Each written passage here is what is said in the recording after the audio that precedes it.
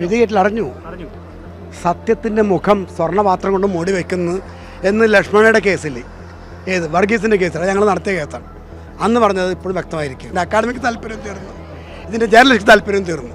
ഒരു സാധാരണ കേസായി മാറിയില്ല ഇത്. കേരളത്തിലെ വിമൻ കളക്റ്റീവ്സിൻ്റെയും ഇവരുടെയൊക്കെ അധ്വാനം പാഴായില്ലേ? എന്ത് ചെയ്യാൻ ഇത്ര നാളായില്ലേ, പിന്നെ വെറുതെ വിടണതിന് പിന്നെ എന്താ തെറ്റിരിക്കണം? കൂടുതലൊന്നും പറയണ്ട, പറഞ്ഞാൽ വിഷമാവും. ആർക്കൊപ്പമാണ് നിന്നത്? പ്രത്യേകിച്ച് പിന്നെ അങ്ങോട്ടും ഇങ്ങോട്ടും മാറിയിട്ടില്ല. ആരോപിക്കപ്പെട്ട നടിക്കൊപ്പമാണോ ദിലീപിനൊപ്പമാണോ? രണ്ടും പറയാൻ സാധ്യമല്ല.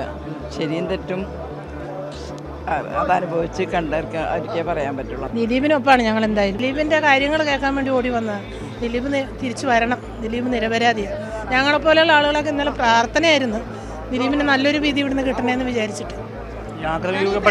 നടി ആക്രമിക്കപ്പെട്ട സംഭവത്തിൽ എന്താ ചേച്ചി പറയാം? അതിന് പല കളികളുണ്ട്. ആണും പെണ്ണും കൂടി എല്ലാം കാര്യം ഒപ്പിച്ച് വെച്ചിട്ട് ആണുങ്ങളുടെ മേലെ കുറ്റം ചുമത്തണ കുറേ പെണ്ണുങ്ങൾ ഈ സമൂഹത്തിലുണ്ട്.